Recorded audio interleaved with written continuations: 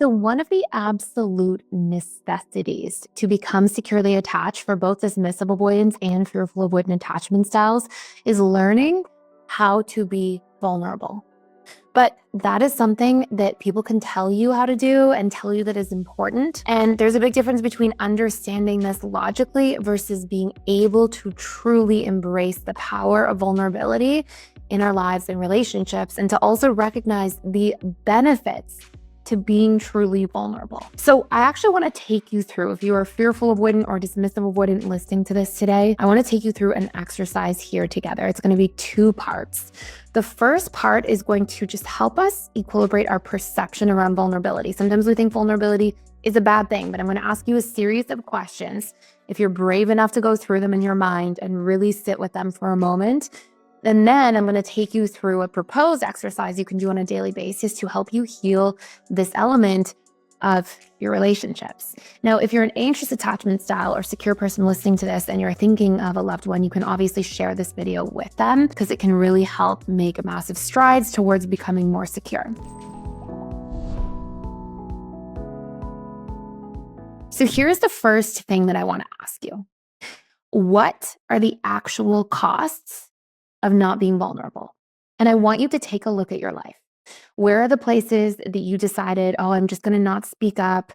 I'm not going to share my feelings or needs. I'm not going to speak my truth. I don't need somebody anyways. I'm not going to even be vulnerable enough to share that this is affecting me or hurting me. I'm not going to put myself out there. Like, what have the costs been? And you don't just have to look at relationships. You can look at the costs of not putting yourself out there in the workplace, to take on that new project that felt a little vulnerable and a little bit out of your comfort zone, or not taking that opportunity to public speak or do something that felt uncomfortable initially, but could have really grown you in a way. It can even be the lack of vulnerability when it comes to, shooting your shot with somebody you're interested in dating, but instead holding back or not doing anything, or shooting your shot for that job opportunity you always wanted, but nope, it just felt too vulnerable. That could hurt me. So I want you to look at the costs of not being vulnerable, the costs of what it means to just stay in your comfort zone, keep doing that same old thing. And, if you're a dismissive avoidant, you're going to see a lot of it's like holding back, right? A lot of it's that you miss opportunities, that you don't get to grow in relationships, that you go so far out of your way to protect your comfort zone that actually equates to a lack of personal growth and evolution at times. And when you don't share your emotions with people, you're probably going to find that you end up pushing people away by accident, or somebody doesn't even know how you feel about something. And so they miss the mark. And if you told them, maybe you wouldn't have lost somebody important to you or dropped a friendship off because you didn't invest in it. I want you to really take a look. If you're fearful avoidant, you're probably seeing things like, when I don't communicate my feelings and needs, I end up in one-sided relationships all the time. I end up in situations where I'm pouring into people and not receiving what I need back. And it feels defeating. It feels lonely. It feels isolating at times. You may even feel like you take the weight of the world on your shoulders and your shoulders alone because you don't know how to ask for help or support sometimes. So I want you to sit with this and try to really look at the costs.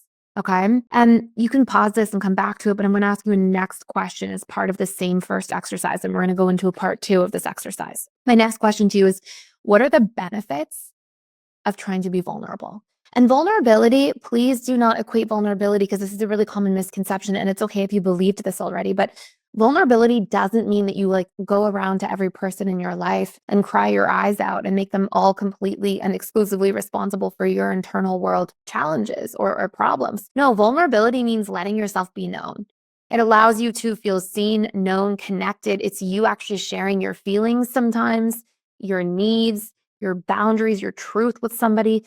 And by the way, sharing your boundaries with somebody is and can be a vulnerable experience, because you're telling somebody your authentic domain, hey, that actually doesn't feel comfortable for me. I don't want to do that.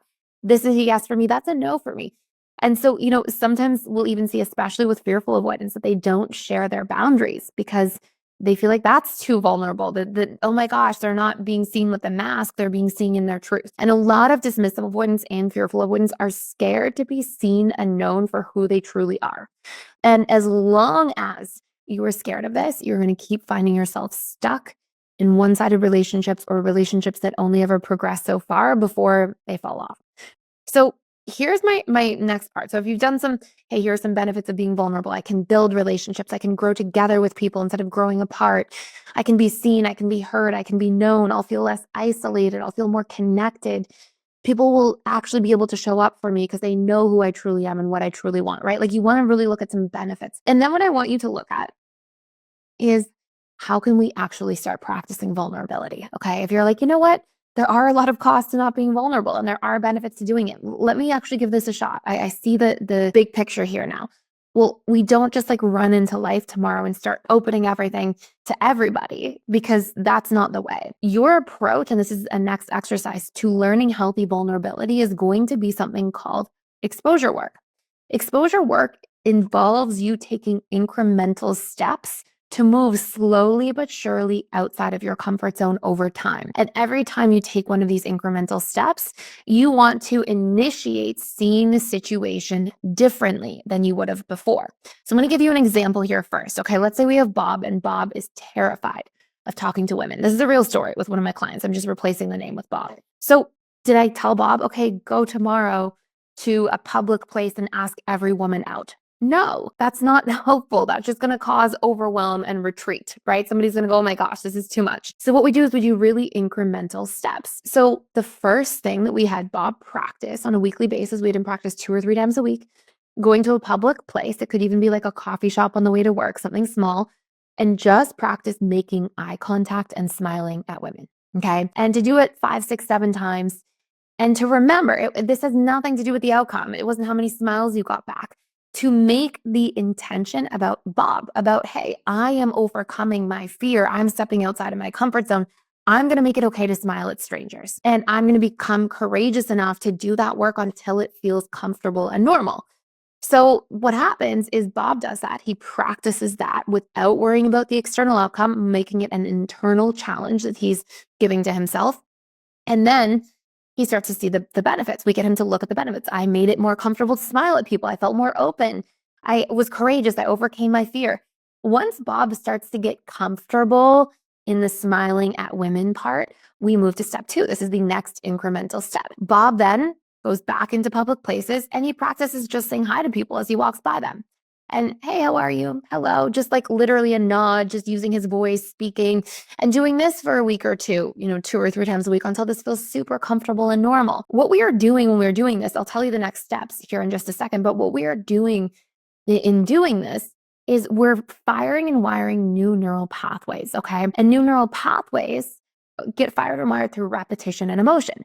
And so as Bob keeps stepping outside of his comfort zone, doing these new things, seeing that he can do it, we are wiring in a new comfort zone. Okay. Now, there's 2 more steps that we took that bring you to this end point here that I think you'll find interesting. And I'm going to tell you how to do this in your own life. By the way, though, if you want to do a deep dive into any rewiring practices, exposure work is one of like 20 different tools that we have inside the personal development school for how to rewire your limiting beliefs, your subconscious comfort zone that's working against you, your fears, all of these different things. We leverage neuroplasticity and psychology to rewire things that are causing blocks in our lives at the subconscious level. If you want to do this work, you can check out our 20 tools, 21, I believe. There's a bonus tool, 21 tools to rewire your subconscious mind. It's called Key Principles and Tools for Rewiring Your Subconscious, completely for free, along with free access to all of the personal development school and all different courses by using the link down below. You can go in, download workbook materials, all that stuff, get through at least 1 or 2 courses in that period of time, and it will help you so much to understand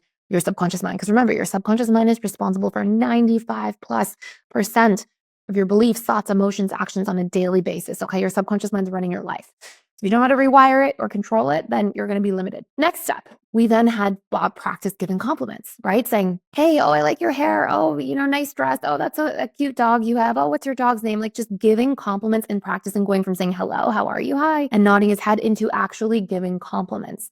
And we made that normal, right? A week of just doing that on a regular basis. Exposure work, repetition and emotion, firing and wiring. You know this because if you've ever been through an experience where you learn to ride a bike or drive a car, it starts off really uncomfortable and then eventually it just becomes really comfortable. But it requires that learning curve at the beginning, the repetition and repeatedly exposing yourself to something. Then the last piece is he practiced going and having full conversations and asking for people's phone numbers, right? And so that was us getting Bob from a place of really strong discomfort into comfort around being vulnerable, around being open. It's vulnerable to approach people. It's vulnerable to strike up conversations. It's not easy. You can do this in any element of your life. You can do this with sharing personal things, going on dates, asking hard questions, having hard conversations, just sharing in general more about your inner world with people so that you can bond more deeply. I mean, you can practice this literally anywhere, but this is one of the best and most efficient and productive ways to really overcome your fear of vulnerability once and for all. So if you enjoyed this video and you want other tips, tools, daily videos like this about all attachment styles or just psychology and human relationships, hit the subscribe button down below. And thank you so much for watching and for stopping by.